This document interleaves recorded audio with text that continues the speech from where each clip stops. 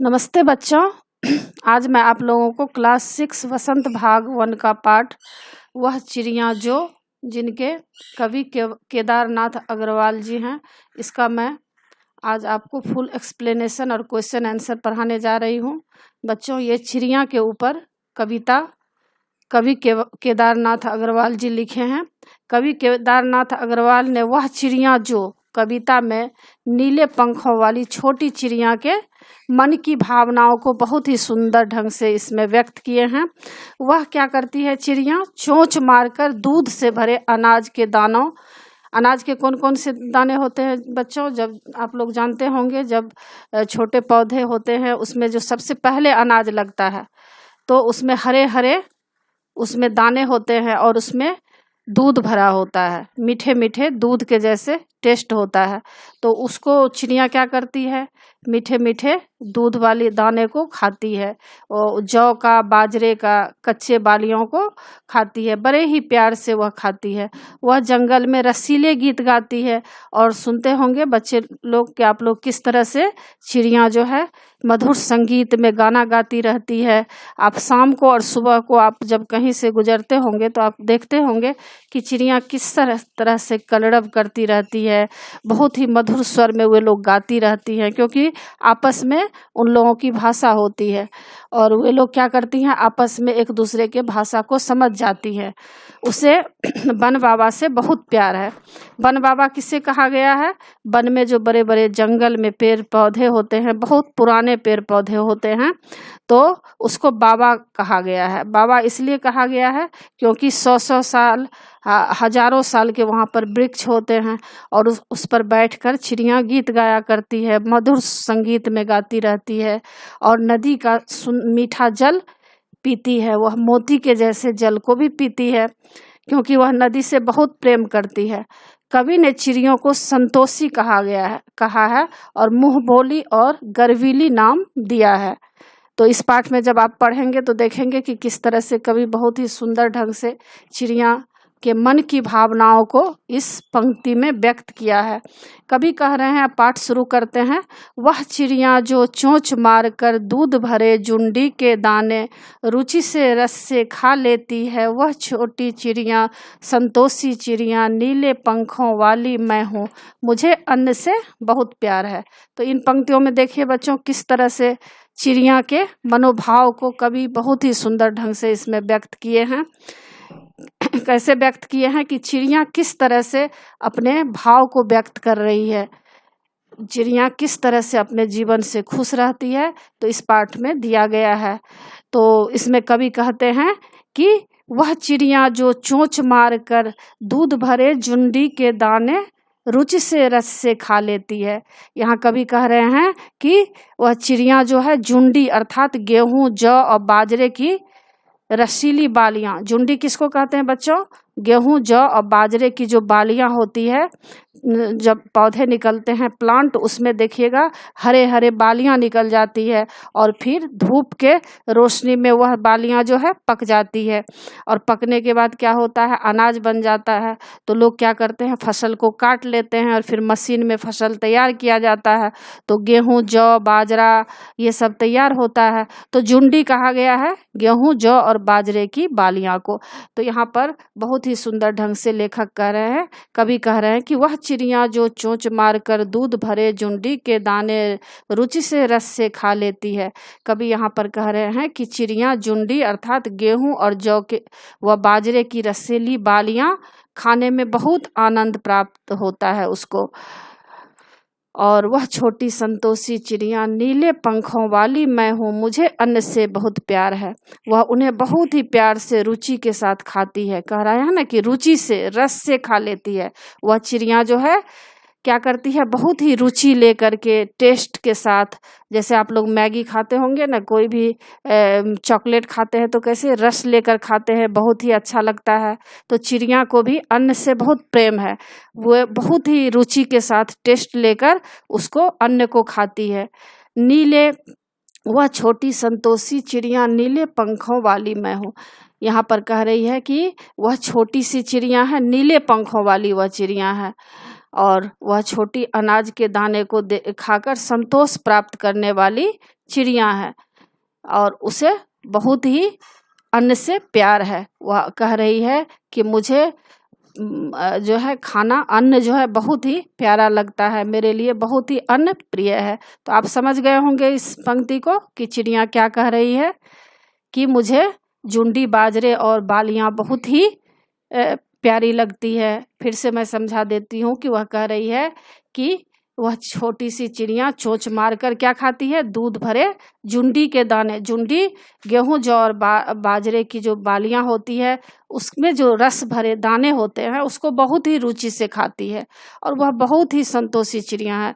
उसको उसी को खाने में संतोष होता है, उसको उसी में संतोष है। कितने होते हैं ना लोग, खाना अच्छा भी मिलता है तो संतोष नहीं होता है, लेकिन उस छोटी सी चिड़िया को उसमें बहुत आनंद मिलता है और उसकी नीली नीली पंखें हैं और वह अन्न से बहुत प्यार करती है।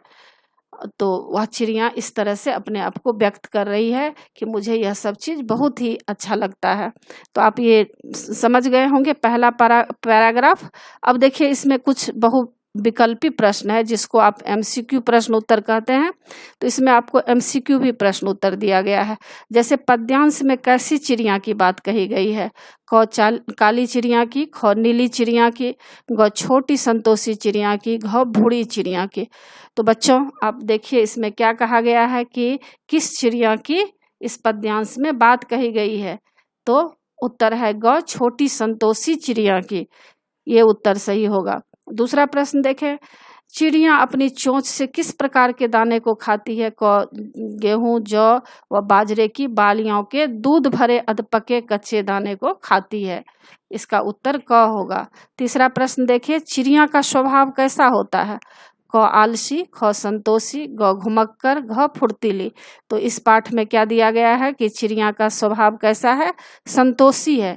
वह अन्न खाकर बहुत ही संतुष्टि प्राप्त करती है।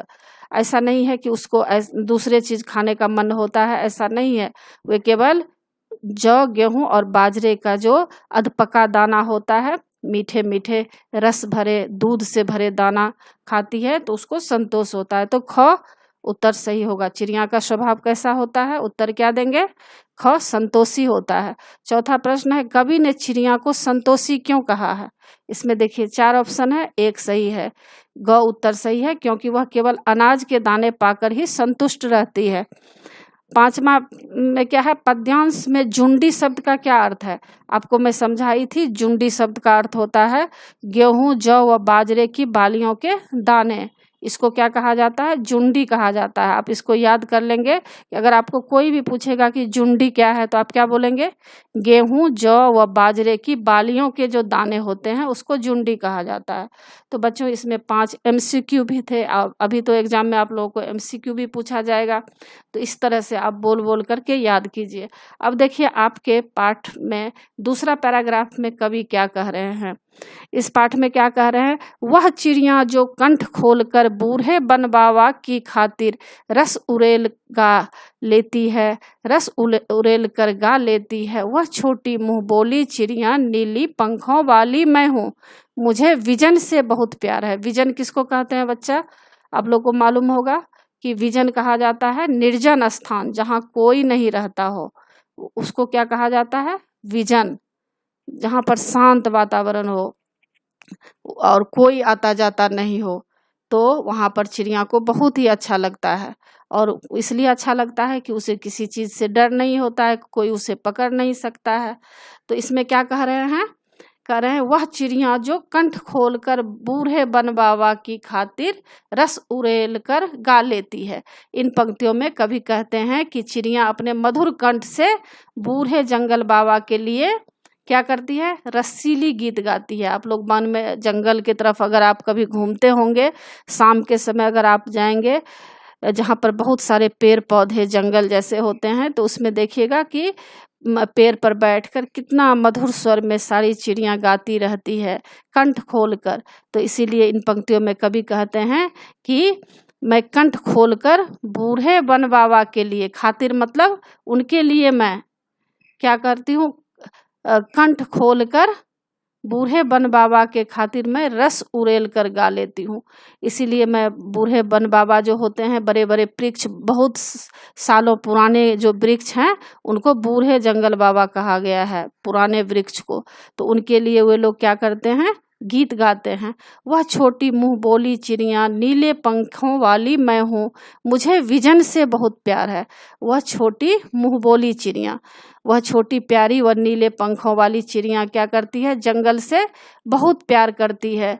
उनकी पंख नीली नीली है और उन्हें वन के जो विजन स्थान है, मतलब शांत स्थान में, जहाँ पर आप देख सकते हैं, यहाँ पर शब्दार्थ भी है कि विजन का मतलब होता है निर्जन स्थान, जहाँ कोई ना रहता हो, जंगल। वह उनको बहुत ही प्यारा लगता है चिड़िया को। और बूढ़े बाबा के खातिर वे क्या करती है, गाना गाती है, मीठे मीठे गाना गाती है। उनकी पंख नीली है और उन्हें अपने जंगल से, विजन से, जहाँ पर शांत वातावरण है, निर्जन स्थान है, वह उसको बहुत ही प्यारा लगता है। तो बच्चों, आपको दूसरे पैराग्राफ का भी अर्थ समझ में आ गया होगा। और दूसरे पैराग्राफ में देखिए फिर बहुविकल्पी प्रश्न, मतलब MCQ प्रश्न भी इसमें दिया गया है, ताकि आपके एग्जाम में अभी MCQ पूछा जा रहा होगा तो आपको बहुत ही आसान हो जाएगा, आप इसमें से MCQ भी कर लेंगे। पहला प्रश्न है, चिड़िया किसकी खातिर गाती है? उत्तर है ग, जंगल की खातिर, जिसे वह अपना बाबा मानती है। जंगल को क्या मानती है? बाबा मानती है। दूसरा प्रश्न है, चिड़िया का गान कैसा है? उत्तर है क, सुरीला, रसीला व आनंददायक गान है। तीसरा प्रश्न है, चिड़िया कैसी है? उत्तर है ग, नीले पंखों वाली है, छोटी और मुंह बोली है। चौथा प्रश्न है, उसे किससे प्यार है? उत्तर है जंगल बाबा से उसे प्यार है।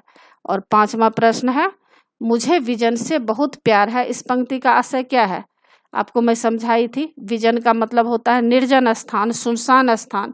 तो मुझे विजन से बहुत प्यार है, इसका अर्थ होता है, उत्तर है क, चिड़िया को सुनसान स्थानों से बहुत ही लगाव है, इसलिए वह जंगल बाबा से प्यार करती है।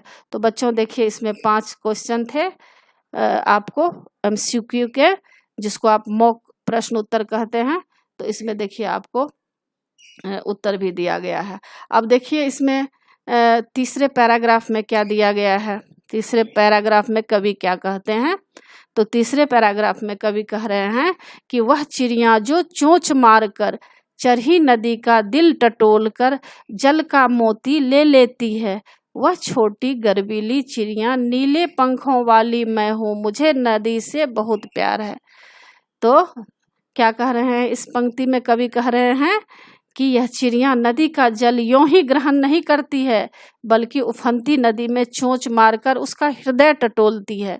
वह चिड़िया जो चोंच मारकर चरही नदी का दिल टटोलकर, वह क्या करती है, बिना हृदय टटोले प्यार से उस पानी को पीती है, मतलब इजाजत लेती है। ऐसा नहीं है कि बिना पूछे पानी पीती है।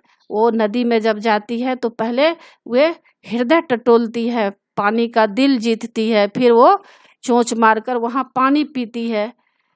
और क्या आगे क्या है, जल का मोती ले जाती है। वह छोटी गर्वीली चिड़िया नीले पंखों वाली चिड़िया, मुझे नदी से बहुत प्यार है।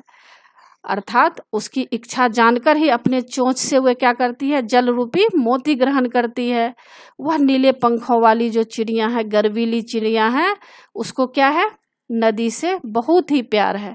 तो इन पंक्ति का बच्चों आप अर्थ समझ गए होंगे। मैं एक बार फिर से समझा दे रही हूँ कि वह चिड़िया जो चोंच मारकर चरही नदी का दिल टटोल कर, मतलब यहाँ पर कह रहे हैं कवि कि चिड़िया क्या करती है, नदी में ऐसे ही पानी नहीं पीती है, वहाँ सबसे पहले नदी का दिल टटोलती हैं, मतलब नदी के मन की बात जानना चाह रही हैं, और फिर क्या करती हैं, उसका तब उसमें से वो पानी पीती हैं और मोती के जैसे वे पानी पी लेती हैं। जल का मोती ले जाती है, मतलब मोती के जैसे जो जल, छोटे छोटे मोती के कण जैसा पानी को वो पीती है। वह छोटी गर्वीली चिड़िया, वह जो छोटी सी चिड़िया है बहुत ही गर्वीली है, बहुत ही सुंदर चिड़िया है और उसे नदी से बहुत ही प्यार है। तो इसका अर्थ आप बच्चों समझ गए होंगे। और नीचे इसमें देखिए व्याख्या में दिया भी हुआ है। तो आप दोनों तरह से समझ सकते हैं। और इसमें देखिए अर्थ भी दिया गया है, साथ साथ आपके MCQ प्रश्न उत्तर भी दिए गए हैं, जो कि आजकल एग्जाम में अक्सर पूछे जा रहे हैं। पहला प्रश्न है कि इस पद्यांश में वह चिड़िया कैसी है? उत्तर है घ, नीली पंखों वाली और गर्वीली चिड़िया है। दूसरा है वह नदी से जल कैसे लेती है? उत्तर है ख, जल की मोती के समान बूंद लेने से पूर्व उसका हृदय टटोलती है, अर्थात उसका इच्छा जानना चाहती है, तभी वो पानी पीती है। ऐसा नहीं कि गई और फटाक से पानी पी लिए, नहीं, सबसे पहले नदी से प्यार करती है, उनका मन देखती है, भावनाएं देखती है, तब जाके पानी पीती है। तीसरा प्रश्न है चिड़िया को किससे प्यार है? पद्यांश के आधार पर बताइए। उत्तर है क, वह नदी से बहुत प्रेम करती है। चौथा प्रश्न है कवि ने चिड़िया को गर्वीली क्यों कहा है? उत्तर है ग, क्योंकि अपने पीने के पानी की खोज वह स्वयं करती है और नदी की इच्छा जानकर उससे जल कण ग्रहण करती है। पांचवा प्रश्न है जल का मोती ले जाती है, पंक्ति का क्या आशय है? उत्तर है ख, जल से मोती रूपी बूंद ग्रहण करना। तो ख उत्तर सही होगा। और आगे देखिए बच्चों, आपका जो कविता था वह तो समाप्त हुआ, और आगे आप लोगों के एग्जाम में जो प्रश्न पूछे जाएंगे उस प्रश्न के उत्तर भी मैं आपको नीचे बता दे रही हूँ, ताकि आपको कोई दिक्कत नहीं आएगा। पहला प्रश्न है कविता पढ़कर तुम्हारे मन में चिड़िया का जो चित्र उभरता है उस चित्र को कागज पर बनाओ। तो आप लोग बच्चों क्या करें, कविता को सबसे पहले पढ़िए कि किस तरह से कविता में प्यारी सी छोटी सी एक चिड़िया की बात कही गई है, और एक चिड़िया का चित्र बना दीजिए और उसमें अपना रंग जो है, जो कलर आपको अच्छा लगता है, नीला, हरा, पीला, सफ़ेद, जो भी अच्छा लगता है उसको आप कलर कर दीजिए, यही कहा गया है इस प्रश्न में। दूसरा प्रश्न है तुम्हें कविता का कोई और शीर्षक देना हो तो क्या शीर्षक देना चाहोगे? उपर्युक्त शीर्षक सोच कर लिखो। तो आपसे यह पूछा जा रहा है कि आपको अगर ये कविता दिया जाएगा और आपको कहा जाएगा कि शीर्षक चुनिए, जैसा कि हेडिंग होता है, तो आप क्या देंगे? तो इस पर उत्तर है कि मैं इस कविता का शीर्षक दूंगी नीले पंखों वाली चिड़िया, अथवा या अगर दूसरा अगर मैं देना चाहूँगी तो गर्वीली चिड़िया। ये मैं इस कविता का जो हेडिंग होता है इसको मैं लिख सकती हूँ, ऐसा दिया गया है। तीसरा प्रश्न है इस कविता के आधार पर बताओ कि चिड़िया को किन किन चीज़ों से प्यार है। तो आप जानते होंगे, अभी पढ़े हैं कि चिड़िया को दूध भरे अनाज के दानों से बहुत प्यार है, वह उन्हें रुचिपूर्वक रस लेकर खाती है, वह जंगल से भी बहुत प्रेम करती है, तभी तो अपने रसीले गीत जंगल बाबा को भी सुनाती है, वह नदी से भी बहुत प्रेम करती है, वह नदी की इच्छा से ही जल का बूंद अपनी चोंच द्वारा ग्रहण करती है। इस प्रकार चिड़िया अन्न, विजन मतलब जंगल व नदी सभी से बहुत प्रेम करती है। वो जंगल से भी प्रेम करती है, अन्न से भी प्रेम करती है, नदी से भी प्रेम करती है, आपको मालूम होगा। और चौथा प्रश्न आपका आ रहा है कि आशय स्पष्ट करो। क में है रस उड़ेल कर गा लेती है, और ख में है चरही नदी का दिल टटोल कर जल का मोती ले जाती है। तो दो रहेगा आप लोगों को आशय स्पष्ट करने के लिए। तो बच्चों आशय स्पष्ट करना किस तरह से लिखा जाता है इसको मैं आपको आगे बता रही हूँ। जैसे कि क है रस उड़ेल कर गा लेती है, तो इसको कैसे लिखेंगे? इसका उत्तर है छोटी सी चिड़िया बहुत ही मधुर स्वर में गाती है, उसके गायन में माधुर्य है, मतलब वो जो गाती है तो बहुत ही दिल को सुनने में प्रिय लगता है, उसको माधुर्य बोलते हैं, मन खुश हो जाता है, इससे सारा वातावरण रसमय हो जाता है, वह मानो सारे वातावरण में रस उड़ेल देती है। आप कोई भी चिड़िया का जब आवाज़ सुनेंगे तो बहुत ही मीठा मीठा आवाज़ होता है, तो रस उड़ेल कर गा लेती है, इसका मतलब यही है कि छोटी सी चिड़िया बहुत ही मधुर स्वर में गाती है, उसके गाने में बहुत ही माधुर्य है, बहुत ही मन को भाता है। इससे क्या होता है, जब चिड़िया गाती है तो सारा वातावरण रसमय हो जाता है और ऐसा लगता है कि सारे वातावरण में वह रस उड़ेल दी है। ख का क्या है? इस ख का है चरही नदी का दिल टटोल कर जल का मोती ले जाती है। इसका उत्तर क्या है? इस पंक्ति का आशय है कि चिड़िया ऐसे ही नदी से जल कण लेकर अपनी प्यास बुझाती है, बल्कि वह उफनती हुई नदी के दिल को पहले टटोलती है, चरही नदी का दिल टटोलकर जल का मोती ले जाती है। सबसे पहले वो क्या करती है, जल के पास जाकर सबसे पहले उसके मन को टटोलती है और फिर मोती के समान जल कल को ले जाती है। इसके लिए वह नदी की इच्छा का भी ध्यान रखती है कि नदी हमें पानी देना चाहती है कि नहीं देना चाहती है। जब नदी चाहती है उनको पानी देना तब वो पानी पीती है, उसकी इच्छा के बिना वह उससे जल की बूंद नहीं लेती है। अब देखिए बच्चों, अनुमान और कल्पना के तहत भी आप लोगों को प्रश्न रहेगा कि पहला प्रश्न है, कवि ने नीली चिड़िया का नाम नहीं बताया है, वह कौन सी चिड़िया रही होगी। इस प्रश्न का उत्तर जानने के लिए पक्षी विज्ञानी सालिम अली की पुस्तक भारतीय पक्षी देखो। इसमें ऐसे पक्षी भी शामिल हैं जो जाड़े में एशिया के उत्तरी भाग और अन्य ठंडे देशों से भारत आते हैं। उनकी पुस्तक को देखकर तुम अनुमान लगा सकते हो कि इस कविता में वर्णित नीली चिड़िया शायद इसमें से कोई एक रही होगी, जैसे कि नीलकंठ, छोटा किलकिला, कबूतर, बड़ा पतरिंगा।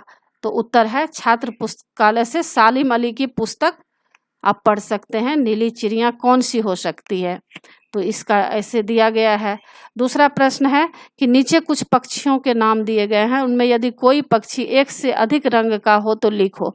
अब आप पक्षी देखते होंगे, किसी में एक रंग होता है, किसी में अलग अलग कलर होता है।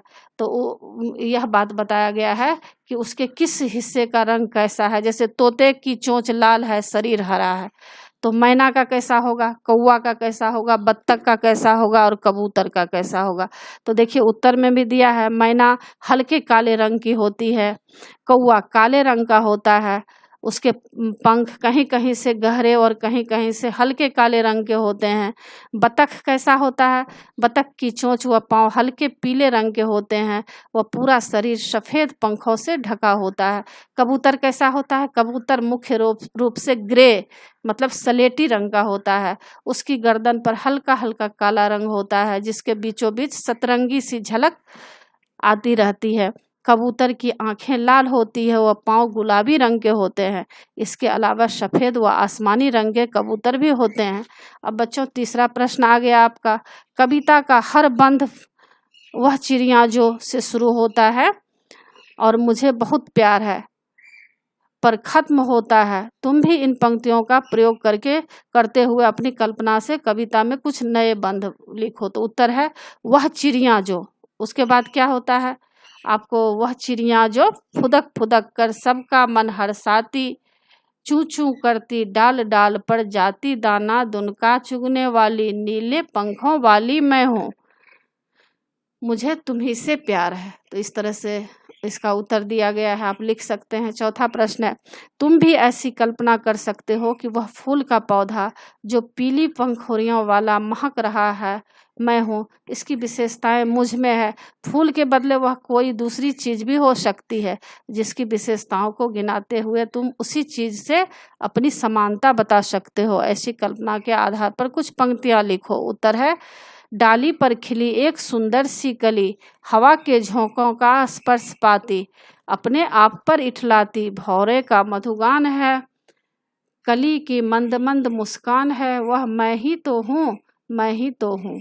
तो इस तरह से है। भाषा की बात देखिए आ गया। प्रश्न है, पंखों वाली चिड़िया, ऊपर वाली दराज, नीले पंखों वाली चिड़िया, सबसे ऊपर वाली दराज। तो यहाँ पर देखिए जो भी है यहाँ पर सारा उत्तर नीचे दिया गया है। जैसे उत्तर में है नीलों मोरों वाला बाग, छायादार पेड़ों वाला घर।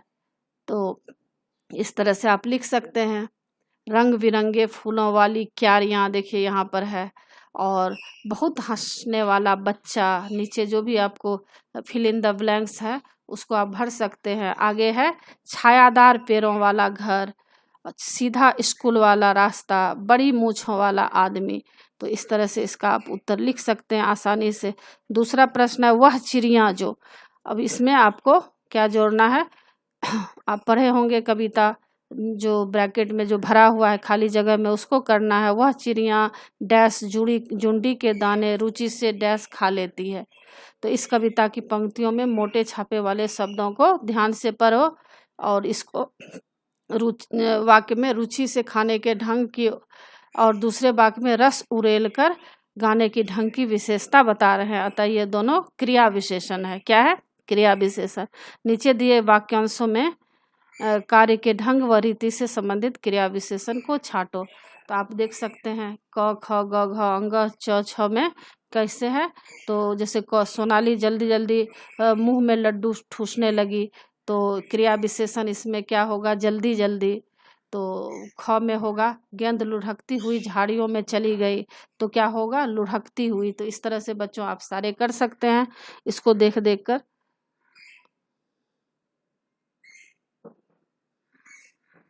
और इसमें कुछ शॉर्ट प्रश्न भी हैं बच्चों, उसको भी मैं पढ़ा दे रही हूँ। जैसा कि देखिए इसमें क्या है, प्रश्न है वह चिड़िया जो कविता में किसके बारे में बताया गया है। एक लाइन का यह क्वेश्चन उत्तर रहेगा आपको। उत्तर लिखिएगा वह चिड़िया जो कविता में कवि केदारनाथ अग्रवाल ने एक छोटी चिड़िया के बारे में बताया है। दूसरा प्रश्न है छोटी चिड़िया कैसी है। उत्तर है छोटी चिड़िया नीले पंखों वाली है।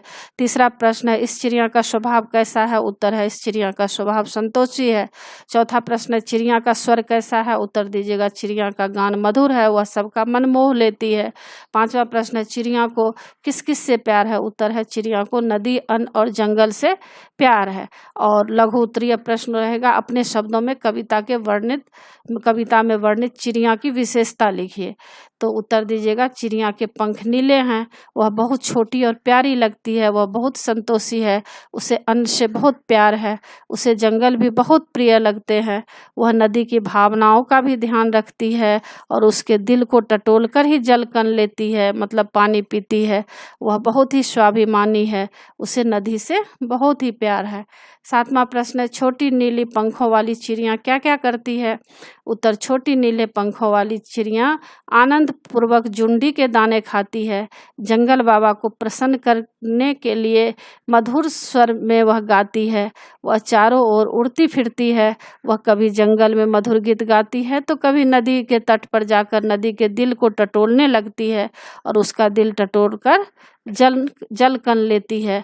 आठवां प्रश्न है नीले पंख वाली छोटी चिड़िया को विजन मतलब जंगल क्यों पसंद है। अपनी कल्पना का प्रयोग करते हुए उत्तर दीजिए।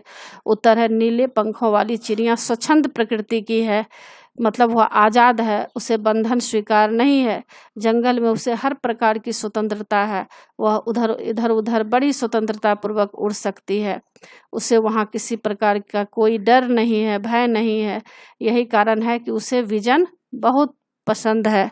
और नौवां प्रश्न है नीले पंखों वाली चिड़िया की कौन कौन सी विशेषता से आप अधिक प्रभावित हुए हैं और क्यों।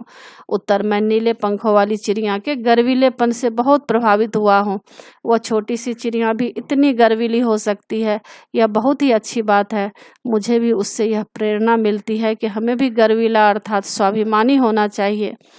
और बच्चों इसमें देखिए कुछ दीर्घोत्तरीय प्रश्न है जो कि बड़े प्रश्न रहेंगे आपको, तो आप इस तरह से लिख सकते हैं। दीर्घोत्तरीय प्रश्न को आप इस तरह से लिख सकते हैं कि क्या आप सोचते हैं कि चिड़िया मस्ती में रहती है, चिड़िया के कार्यकलापों से हमें क्या शिक्षा मिलती है।